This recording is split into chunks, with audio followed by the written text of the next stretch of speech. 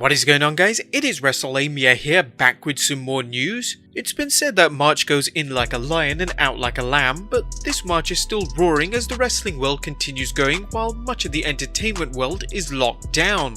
Join us now as Wrestlelamia looks at the wildest news stories and rumors you need to know, including our top story that WWE superstars are worried about a mass release, embarrassing ratings for the go-home episode of Raw, The Undertaker jokes with AEW star, the real reason behind Montez Ford's sick bump, WWE cancels live events for all of April, and much more.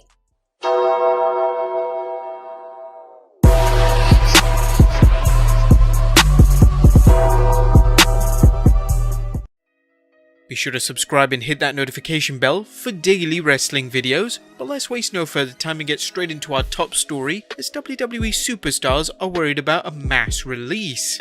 Now, even though WWE has continued to bring us its usual content of programming without an audience, the current health crisis could lead to a mass of wrestlers being released from the company, with no money coming in for live events as they've been cancelled for April. More on that later. WWE superstars are worried that if they're not wrestling and WWE is getting a heavily reduced income, their jobs will be at risk. These are mostly mid-card and lower-card talent who haven't appeared on weekly shows for some time. Since there are no house shows, they're unable to make a living and they are relying on their downside agreement. If they are released, they might not be able to go to AEW or other indie promotions because they're all in the same boat. WrestlingNews.co reported, "One wrestler in the WWE told me, I think guys know they can't depend on AEW as their safety net because they are going through their issues with cancelled shows. This will be tough for a lot of guys and a lot of people in the wrestling business overall. We hope the situation improves as it could get tough for some wrestlers pretty quickly." The Undertaker jokes with an AEW star. The kayfabe is dead, but The Undertaker on social media is still seriously weird to us. Taker joined Twitter in November 2018 and has only made 20 tweets. However, if the planets somehow align and you manage to catch a glimpse of Halley's Comet shooting past a blood moon on 31st March 2020, then he'll reply to a wrestler, and not just any wrestler, an AEW wrestler for that matter. A user tweeted at Chris Jericho, "Big lawsuit incoming for Undertaker's use of ass clown." Jericho then retweeted with, "Hardly, he's the Undertaker, he can use as many of my catchphrases as he wants." Taker then apologized saying, "My bad, Chris Jericho, I knew I'd heard that somewhere before. It's nice to know that two friends from different promotions can share some Twitter banter." Next up, embarrassing ratings for the Go Home Raw. The ratings are in for the 30th March edition of Raw and, not surprisingly, they're awful. If you were one of the unfortunate ones who tuned in, you know the show featured one competitive match, 2 squashes, and 2 replays from WWE pay-per-views. As we noted in our Raw recap, there were some excellent promos, but fans wanted some engaging in-ring action and they didn't get it. PW Insider's Dave Shearer reports, "The 30th March edition of Raw brought in 1,924,000 overnight viewers, down from last week's 2,006,000 overnight viewers." Diamond Dave Meltzer put the ratings into perspective, observing, "The go-home show for WrestleMania 36 did the lowest number for a live Raw episode in modern history with 1.92 million viewers on average. The 1.65 million viewers for Hour 3 was the lowest in history of the show, even beating the episode on Christmas Eve of 2018. As for the hour-by-hour ratings, Raw followed its usual pattern of its strongest rating being in Hour 1 and steadily decreasing from there on. As the Melts mentioned, Hour 3 was a disaster. The WWE really needs to re-evaluate its empty arena shows. The argument can be made that viewers are tuning out due to the lack of fans, but the reality is that the WWE has been putting in zero effort when it comes to booking compelling matches. The last 3 weeks of Raw have been largely squash matches, with the exception of the pay-per-view match replays. Next up, AEW Taping from a secret location. The current outbreak has wrestling promotions taping their television shows in empty arenas, with the WWE filming at the Performance Center and AEW taping at Daly's Place in Jacksonville, Florida. However, in AEW's situation, they have decided to move to an undisclosed location. According to the Wrestling Observer Figure 4 Online, the new location for future episodes of Dynamite currently isn't known as they don't want people showing up looking for autographs. It is believed that AEW is doing a significant amount of taping today for future events.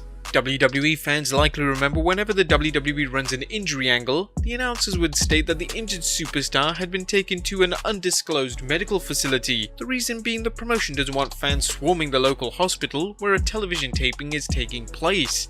However, in this instance, AEW is using an undisclosed location to protect both its fans and its wrestlers. Next up, the reason for Montez Ford's sick bump. The Street Profits and Kevin Owens vs Angel Garza, Austin Theory and Seth Rollins 6-man tag was the only in-ring highlight for Raw, but the sick bump Montez Ford took was anything but a highlight. In case you missed it, Montez bounced off the ropes and Seth Rollins looked to grab him and trip him up, but didn't get a full lock on Ford. Ford then dived out of the ring towards Austin Theory, but Theory wasn't there, resulting in Ford landing hard on the floor. During an episode of the Wrestling Observer Radio, Brian Alvarez broke down what he thinks happened. So he took a bump and then everybody's dead. The spot was that Seth was supposed to trip Montez and Montez just did the dive anyway that he wasn't supposed to do. So that's what happened in that spot. There has been speculation that Theory was supposed to catch Ford but didn't. However, if Alvarez is correct, Ford simply called an audible and is lucky he didn't kill himself. No word on Ford's condition at this time. Next up, Edge discusses why his comeback is different. Edge's return to the WWE has been nothing short of amazing, but just what does the WWE Hall of Famer hope to accomplish during this run, and what makes his comeback different than other wrestlers? Speaking with ESPN, Edge commented on why he's back, other than a lucrative payday, and why his schedule is scaled back. Physically, I wouldn't be able to keep up with that grind that all the young'uns are doing right now. I put in my 15 years of that, so now I can come back and honestly, more than anything, I just want to help teach. And the best way for me to teach is to be there in the ring with you and show you how to listen. Wrestling's Rated R superstar also pointed out why his return is different than other WWE superstars and why it's so important to him. When it is time to walk away, I want people to say, "Oh my god, I think he was better this time." That's the challenge. This story has never been written before. No one has ever taken 9 years off. No one has ever come back from a triple fusion. It's a blank canvas and the story I want to try and tell, and I just want it to be compelling. I want it to be fun for everybody. Edge's return is one of wrestling's biggest feel-good stories, and fans are likely to be happy just seeing him back in action, as long as Edge doesn't cause himself permanent injury from this return. Next up, WWE cancels live events for all of April. With the United States still dealing with the current health crisis, the WWE appears to be done with its live events for the entire month of April. Wrestling Inc. is reporting, "As we've expected, it looks like all WWE events for the month of April have been cancelled due to the pandemic. This means that the WWE Performance Center tapings will continue." The article noted that the Times Union Center in Albany, New York is still selling tickets for the SmackDown on Fox episode scheduled for May 1st. But what does this mean for WWE's next pay-per-view Money in the Bank? That's on May 10th, but are we still going to be in this same situation? Next up, a lawsuit against WWE is dismissed. There have been several shareholder lawsuits against the WWE, and now they have one less to contend with. Wrestlenomics tweeted that the Oklahoma firefighters' pension and retirement system vs WWE lawsuit was voluntarily dismissed, with both sides agreeing to pay their own costs. According to Wrestling Inc., WWE Chairman and CEO Vince McMahon and WWE has been sued on behalf of the Oklahoma firefighters' pension and retirement system, as the pension fund, which owns stock in WWE, claimed there was a credible basis to believe that Vince and other senior WWE officials had diverted resources to Vince's XFL Football League, which would be a breach of their commitments to WWE shareholders. It was also alleged that WWE's board of directors failed to conduct a reasonable investigation to make sure that Vince wasn't engaging in financial transaction for the XFL that would be a conflict with WWE interests. Wrestlenomics suggested that additional information on the case and behind-the-scenes negotiations may be why the case was dismissed by the plaintiffs with prejudice, which normally means it cannot be re-litigated. Next up, AEW announces entrance in the TNT tournament. AEW has released 4 of the 8 competitors in the tournament to crown the promotion's new TNT champion. 2 of the matches for round 1 have been announced, with Cody Rhodes scheduled to battle Shawn Spears and Sammy Guevara slated to fight Darby Allin. The tournament begins on the 8th April edition of Dynamite. Next up, Jim Ross unloads on the Ultimate Warrior. WWE Hall of Famer and current AEW announcer Jim Ross stays busy with his podcast too, sharing his insights into wrestling and its performers. During a recent episode of his Grillin' JR show, Jim Ross was asked by co-host Conrad Thompson about his opinion of the late Ultimate Warrior. I think it was a giant pain in the ass from day one. And again, well, JR speaking bad of the dead. Oh, okay, look, I'm speaking. Conrad asked me a question. We're talking about a journey here, and the Warrior plays a part in that journey to some degree. He had a massive ego, knowing that he was not highly skilled, knowing that his number one selling point was his physique and his charisma that largely was created through music and lights and pyro and things of that nature. He wasn't a good person in my view. That's my opinion. I'm not bullshitting or telling somebody's story that, I heard. This is not rumor and innuendo. This ain't Bruce. I'm telling you what I saw. And I didn't think the guy was a good person.